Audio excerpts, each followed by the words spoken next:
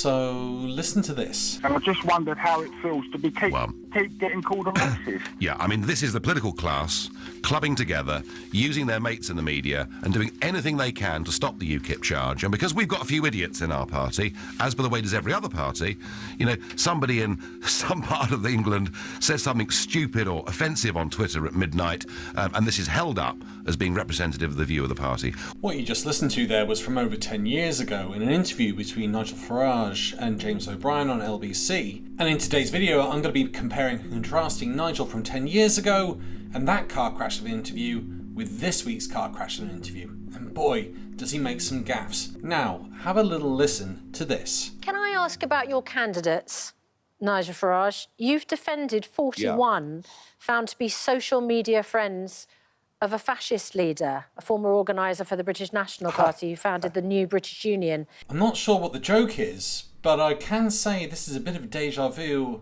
his answers, and also what's happening in his party. In the image of Oswald Mosley's British Union of Fascists. How can you defend 41 candidates for your party found to be social media friends? I'm surprised. Do you know what? This bloke's name, I didn't even know what the bloke's name was until last Thursday. Where have we heard that before? Is he? I don't know. I haven't heard of his name. Well, he's got your party's name on his ballot paper. I haven't heard of... What? 10 years ago, similar problems, same excuses. No change with Nigel. But it won't end there, because Nigel doesn't seem to understand Facebook. And people put stuff on Facebook and they like a comment and they've no idea who it's come from. No, they hadn't liked a comment. They're actual social media friends on Facebook. That is saying that you want to be connected to someone. Pressing a like I can get. It's one click of a button. But to be a friend with someone, you've really got to go out of your way to find that person and add them as a friend. And no less, 40 times. Most of our candidates are not political sophisticates, all right? Now, having said that, like the Green Party, like other parties, we've had one or two slip through the net that shouldn't have done. And once again, where have we heard that before? We got John Lyndon Sullivan, I think, overnight. It's emerged, he tweeted, he's a councillor of yours in Gloucestershire. I rather often wonder if we shot one pufter, whether the next 99 would decide on balance that they weren't after all. We might then conclude that it's not a matter of genetics, but rather more a matter of education. Admittedly, a fairly small fry in the UKIP machine. Now listen to the excuse here, because he's going to use it again in 10 years' time. The other interesting thing is, why are people like that continually gravitating to Nigel Farage's party?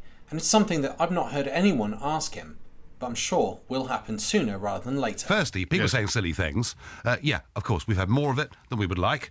But hey, hang on a second. What's going on in the other parties? I mean, we just got the news... I'll ask them when they're here, Nigel, but I'm talking about your party that's the point. today. Nobody ever does ask them. Don't focus on me, focus on everyone else. No. We hold you to account and then we deal with them later. So what happens to John Lyndon Sullivan, then, for that tweet? He's not a councillor, is he? He's a council candidate. I think he's already in the council. Is he? I don't know. I haven't heard of his name. Well, he's got your party's name on his ballot paper. I haven't heard of... Well, there's a big difference between being on the ballot paper and being an elected councillor. You know, one comes after the other. He is an elected... He is an elected councillor. Is he? Fine. I didn't know that. Nigel does come up with a new excuse in dealing with people like this, and it's an interesting one to say the least. There'll be a story coming out at lunchtime today where you'll hear that we paid a very large sum of money to a reputable vetting company who didn't do the work. So before I show you the vetting company, have a listen to this with Nick Ferrari versus Richard Tice. Maggie Moriando, who's your candidate in Bedford. Anyone who still believes in climate change is unfortunately blinded by ideology and a lack of critical thinking skills. Andrew Husband, who's going to stand in North Durham. It's a scam. And we also have Sean Matthews, who'll be in Louth and Newcastle. There is no climate crisis. So this is on top of the 41 people associated with a neo-Nazi group. And now, on top of that, Nick Ferrari is handing it to Richard Tice and showing him all of the insane people that they've put into the party. Well, these are your candidates who totally disagree with you. No, they don't. Actually, that last I'm so sorry. Nick, hang on, that last point, there isn't a climate crisis. There is climate change, of course. The key thing is how you respond to it, Nick. We should adapt to it. Maggie Moriando says it's a scam and you lack critical thinking skills if you support it. Have you spoken to Maggie? Look, everybody will have different opinions. Our party policy... We're not a very united band, are we? Well, it's like any political party. You'll have different views across the whole range of perspectives. The key point is you have to adapt to climate change. Anybody who thinks you can stop climate change, I don't think, is actually listening to what the IPCC says. They say that, hang on, hear me out. They say that even if we get to net zero tomorrow, it'll make no difference to sea level rise for between 200 and 1,000 years. The smart thing to do is to adapt to it. The IPCC are not suggesting you continue adding fuel to the fire. What they're suggesting is you cut off that fuel to the fire and then you start coming up with ways to reverse the damage. Let's come back to Louth and Horncastle, your candidate Sean Matthews. He's a colourful chap, isn't he? Do you know Sean? Do you know him well? I don't... Nick, we've got about 500 candidates, so I don't know each and every one of them. Just over a year ago. It's no surprise children want to remove their penises and become girls. Most of their parents started the process shortly after birth by chopping their foreskins off in the name of, brackets, insert deity, close brackets. He's a reform candidate. News to me, I shall look at that. Thank you, Nick. Is that the sort of candidate you want? No, look, we are very clear. If anybody says or writes something that is daft and inappropriate, then we will look at that and form a very quick view. And actually, that's one of the advantages. As a lean party with a clear management structure, we can make very fast decisions. So lastly, before we go to calls, again, Andrew Husband, North Durham, Ukraine was media hype. Was Ukraine media hype? Look, Ukraine, sadly, has been invaded by Russia, and we've got to do all we can to support Ukraine in trying to defend its sovereign territory. And lastly, Maggie Moriondo, we go back to Bedford. COVID scam was paid by Big Pharma to lie to us. So COVID was a scam as well, was it? COVID was very real, of course it was. But what are these people doing representing your party? COVID is. Look, that took my colleague 5 minutes to look at their tweets. Why aren't you doing a proper background check? We're doing checks, and you're doing checks. We're doing checks, and if there are people that are inappropriate, then we would obviously remove them. And look, let's be very clear. We need a review of candidates, don't we, at Reform? That is ongoing all the time. Every party is always ongoing vetting their candidates, and occasionally people will say the wrong thing, say something daft.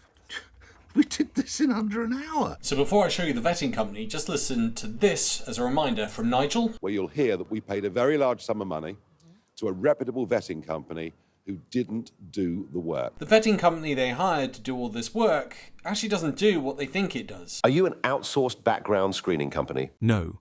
We provide you with the ability to complete your own background screening in-house, cutting out the middleman and speeding up your processes. We paid a very large sum of money to a reputable vetting company who didn't do the work. So yes, we've got one or two problems. How can you vote for a party that can't even get a vetting company to do a job correctly, or even realise that the vetting company that they're hiring for a supposed £144,000 wasn't capable of doing what they needed it to do?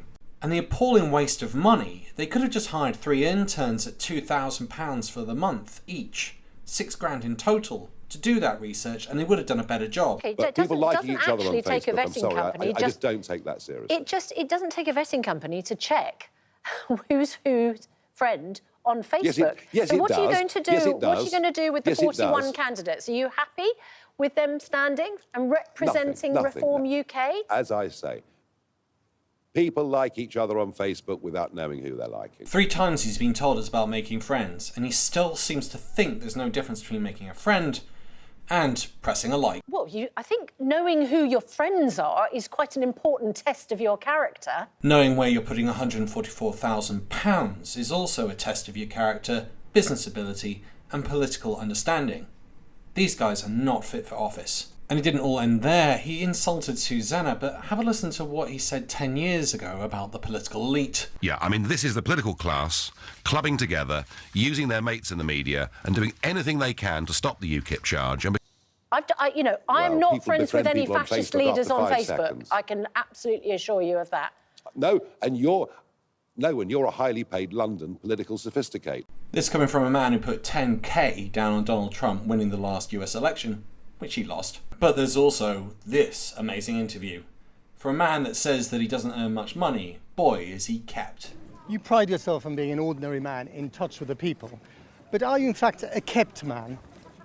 I'm fighting a European election campaign. You can bore on with whatever you want to bore on. It's a legitimate question about the money that you were paid by Arron Banks between 2016 and 2017, funding your lifestyle and your political operation to the tune of almost £500,000 that year. Oh, 3 or 4 times that, I'd have thought. So £13,000 for the house in Chelsea paid for by Arron Banks? True or not true? So is there a European election next week? Yeah, we'll ask about that Good. in a minute. Good. But can we just talk about the money? Can we talk about the money for a second? No, not really. So £5,000 for the bodyguard and driver a month? £13,000 for the house in Chelsea a month? You said in 2017 that you were skint, that there was no money in politics, but there clearly was quite a lot of money in it for you, wasn't there? Yes or no? Why do you want to talk about these things? I mean, none of this is illegal, but this is important. You're running for public office. Yeah, I think the phrase you used was that the members of the political class and their friends in the media. So let's run through that. You currently write columns for The Express and The Independent every week. Yeah. You've been on Question Time, I think, in recent months more often than anyone except David Dimbleby. Rich, in the media, and supported by the media, but he's not part of the political class.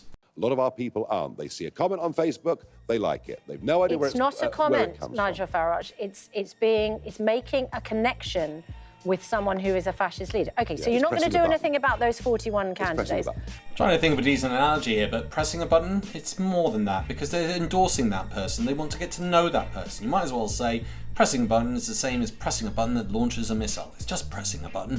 What about pressing a button. What? You might as well devalue the use of nuclear weapons with that. It's just pressing a button. It's not that important a job. So 10 years of Nigel, and he's not really changed his tune. He's not really changed his arguments. Leave your thoughts in the comments. Once again, thank you to all my Patreon and YouTube supporters. You really do help this channel. If you'd like to help out the channel from making videos like this, please click the link in the description to go to Patreon or become a member of the YouTube channel. Once again, thanks for listening. Bye for now.